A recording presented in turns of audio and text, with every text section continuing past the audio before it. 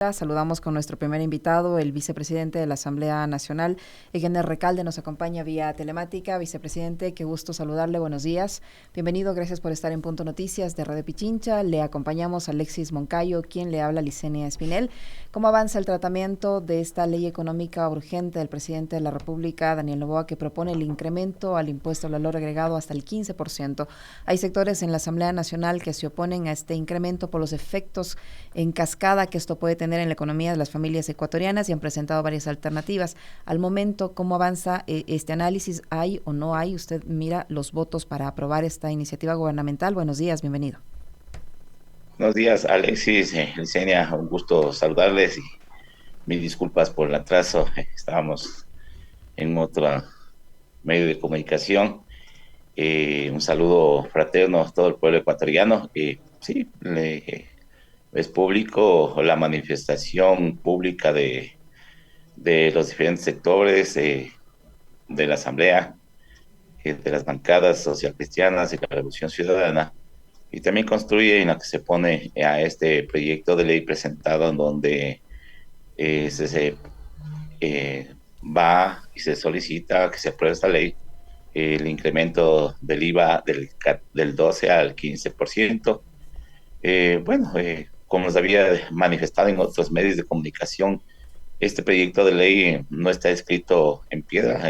Aquí se va a receptar todas las sugerencias y observaciones de todos los sectores, como lo había indicado anteriormente. Se han adelantado en emitir criterio el presidente de la República, y nosotros como bancada hemos demostrado que somos democráticos, y más aún el presidente de la República, como un hombre democrático, ha aceptado todas las sugerencias y propuestas de los sectores. Entonces estamos en la construcción de ley.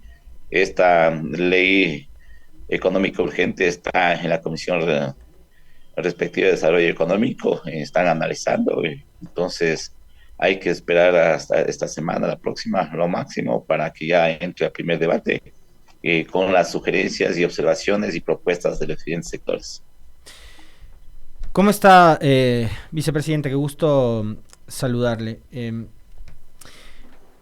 Hay una duda que tengo con respecto de la calificación de estos proyectos de ley que tienen que ver con materia tributaria, y es una duda que tengo desde el periodo anterior, de hecho, y es, hay dos comisiones en la Asamblea que son especializadas en materia económica, y hay una que se denomina Comisión de Régimen Económico y Tributario.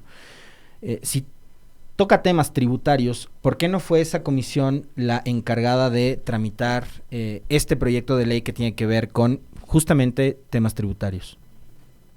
Bueno, hay, como usted muy bien lo manifiesta, hay dos comisiones en ese sentido, que tiene casi la misma finalidad, pero la unidad técnica legislativa le recomendó, pero dentro del CAL eh, hemos decidido de que vaya a la Comisión de Desarrollo Económico y Tributario, con la finalidad de que ellos conozcan, y como parte de la bancada de gobierno tenemos conocimiento que en estos días, o ya creo que llegó una propuesta de ley económica urgente de forma a la ley orgánica de contratación pública, en donde va a llegar a la comisión eh, en la cual yo pertenezco, a la económica tributaria, en donde está presidida por nuestra compañera Natalie Farinango. Así es, pero la unidad técnica legislativa, ¿qué fue lo que recomendó? ¿Enviar a qué comisión? A la que manifesté, a la de económica tributaria. Pero sin embargo se envió a la de desarrollo económico. Así es, así es. ¿Por Pues qué? fue una decisión más política que otra cosa.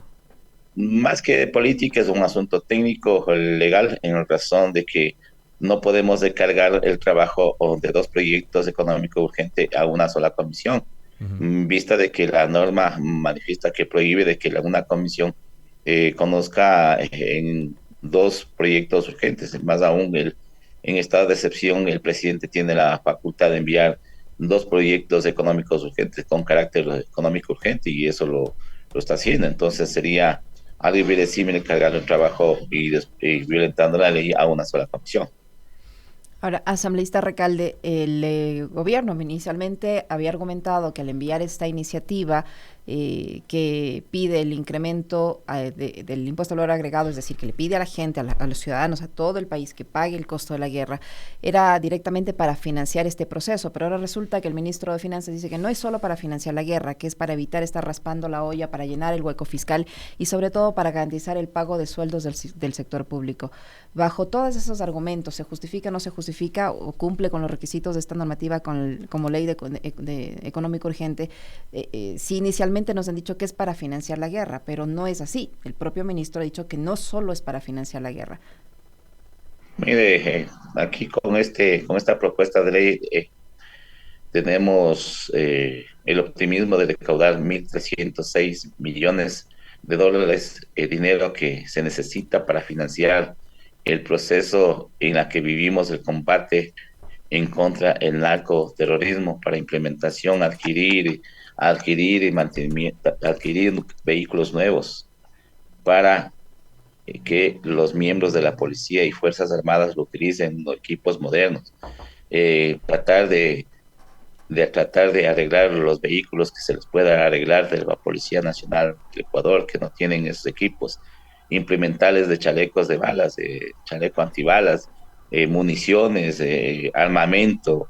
Entonces necesitamos un sinnúmero de armamentos que la mayoría desconocemos qué tipo de armamentos, solo conocemos una forma general que son pistolas, metralletas, municiones, chaleco antibalas, pero necesitan otro tipo de implementos que al crimen organizado hay que lucharlo no solo de día, sino también en la noche, y tener implementos que nos ayude a localizar en qué sectores se encuentran ubicados. Y hay que tomar en cuenta que también no contamos con radares, que en algún momento algún gobierno lo retiró de nuestro país, después adquirían otro tipo de radares, pero que fueron intencionalmente dañados. O sea, eso va a ser exclusivamente para combatir el narcoterrorismo, es verdad. Y las arcas fiscales para la educación, para la salud, educación, y nos hace falta dinero. Entonces, sí, es obvio que hace falta dinero, asambleísta Recalde, pero les han presentado algunas alternativas para poder financiar todos estos gastos, tanto el gasto de la guerra como la falta de recursos en la caja fiscal para los otros sectores. Les han propuesto, por ejemplo, elevar el impuesto a la salida de divisas, les han propuesto un impuesto a las ganancias extraordinarias, una contribución de los grandes grupos económicos, entre ellos la banca, entre otras alternativas. ¿Van a coger alguna de esas que no pase por tirarle la factura de todas estas necesidades a toda la gente? ¿Usted cree que el incremento al impuesto al valor agregado no le afecta a la gran mayoría de ecuatorianos, a las personas pobres sobre todo? Hay que tomar en cuenta de que todas las propuestas que han presentado se está analizando el gobierno, que es el que tiene la última palabra, y nosotros haremos para respaldar.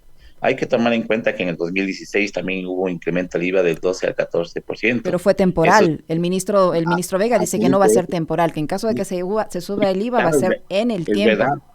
Pero sí es verdad que fue temporal. Entonces, si hay esa propuesta, que proponga.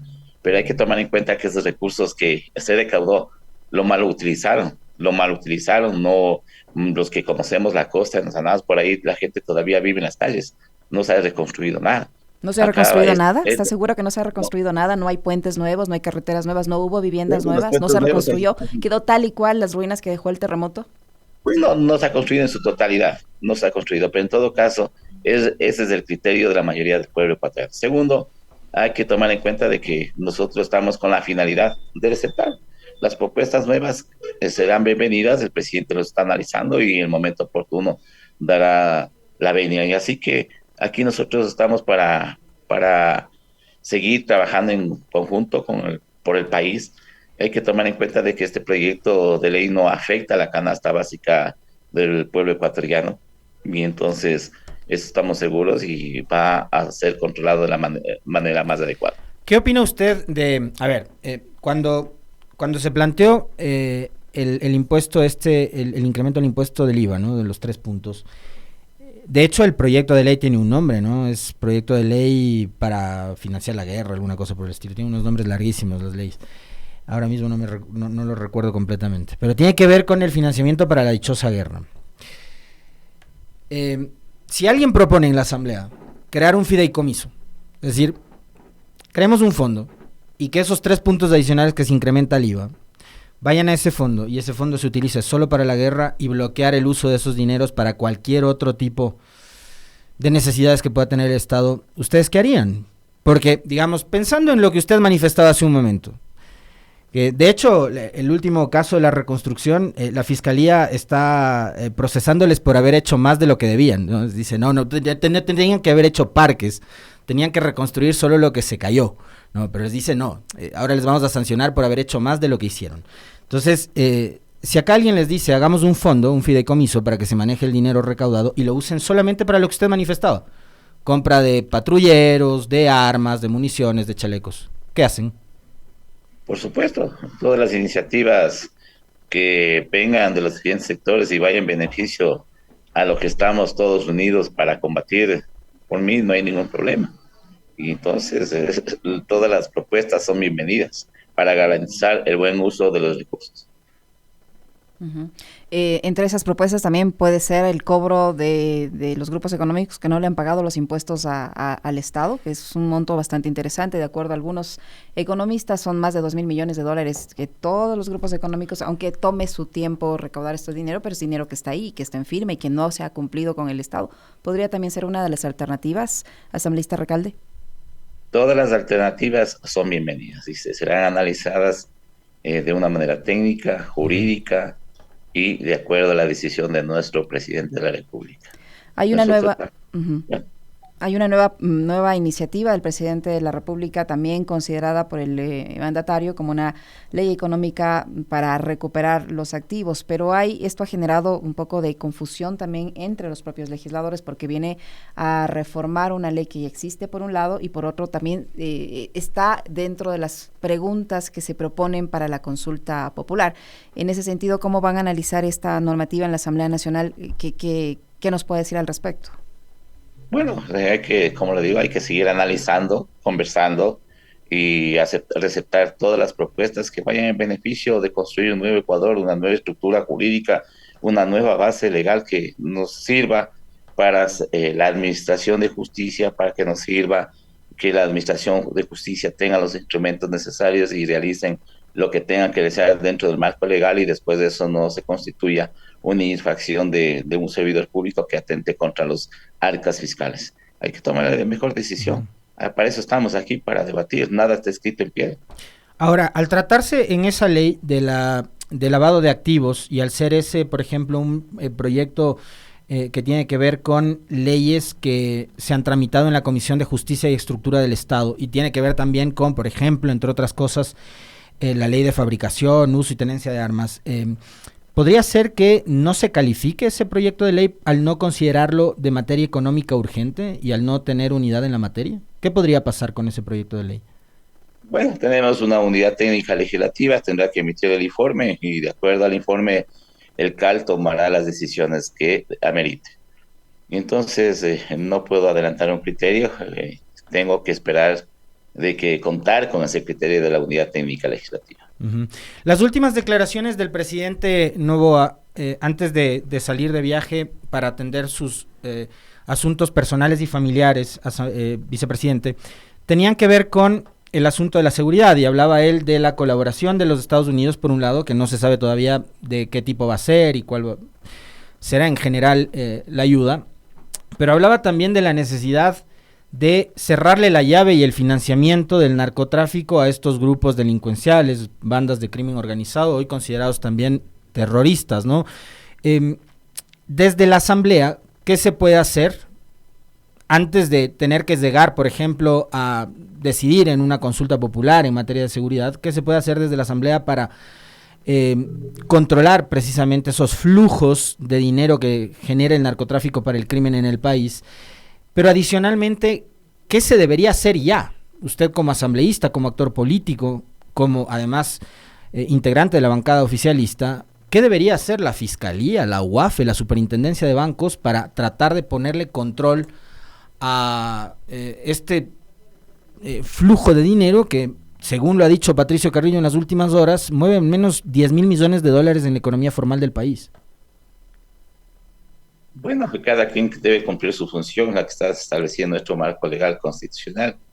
Y nosotros como asambleístas debemos dar los instrumentos necesarios con propuestas de ley, con asegurar darles la seguridad jurídica a todas las personas que están y el debido proceso, darles a través de la norma y los jueces la fiscal tome las mejores decisiones en el proceso de investigación. Y concuerdo con el presidente de la República de que hay que bloquear todo tipo de ingresos de recursos y bloquear en el sentido bien de la palabra, si tienen cuentas y hacer respectivas investigaciones y no permitir el uso de esos dineros. Es lo más óptimo. Uh-huh. Asambleísta Recalde, la Corte Constitucional, la jueza Teresa Núquez, le ha enviado una comunicación al presidente de la República diciéndole que le ratifique si van a ser o no necesarias las 10 primeras preguntas que envió para la consulta popular, tomando en cuenta que algunas de ellas en este preciso instante ya se están aplicando, como es esta intervención por parte de Fuerzas Armadas para colaborar en el control de la seguridad del país, en la intervención en las cárceles, etcétera, etcétera. ¿Usted cree que pese a este llamado, es una especie de llamado de atención que le ha hecho la jueza Núquez, el gobierno debe insistir al menos con la primera parte de esta consulta popular, cuando en la práctica eso ya se está haciendo?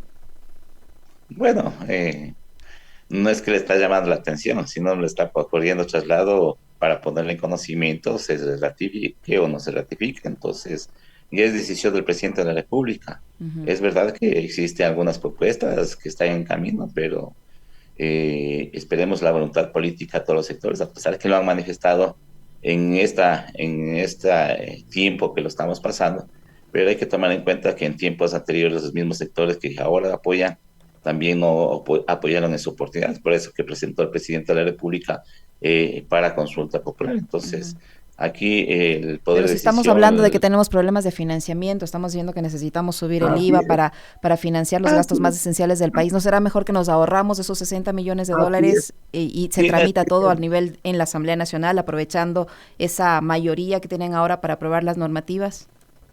Tiene toda la razón. O sea, por eso le digo, al presidente de la República envió como autoridad el mandatario, entonces él tiene que tomar la decisión en retirar esas preguntas, si es que él lo decide de esa manera. Muy bien. El presidente de la Asamblea Nacional, asambleísta Recalde, presentó ya la agenda de trabajo para lo que va a ser este periodo corto de transición también a nivel legislativo. Se hablan ahí de más de 100 leyes que se van a intentar pasar durante este lapso. ¿Cuáles de ellas son, a su criterio, como vicepresidente del Legislativo, las más importantes que se deberían tramitar? Ojalá y avancen a hacer todo lo que se han propuesto, pero ¿cuáles cree usted que son las más indispensables tomando en cuenta la actual situación del país? En la reforma del Código Orgánico Integral Penal hay más de 48 propuestas de proyectos de ley que han sido presentados en los diferentes periodos, diferentes asambleístas, y eso se les ha unificado con otras propuestas de ley que han presentado asambleístas en este periodo. Igual he presentado mi propuesta que va en construcción de un nuevo Código Orgánico Integral Penal para dar los instrumentos a las autoridades, tanto a la Fiscalía como a los operadores de justicia, para que lo ejecuten y no tengan pretexto de que no existen instrumentos para procesar a los delincuentes. Uh-huh. Muchísimas gracias, asambleísta. Un gusto conversar con usted, muy gentil. Gracias a ustedes. Un buen día.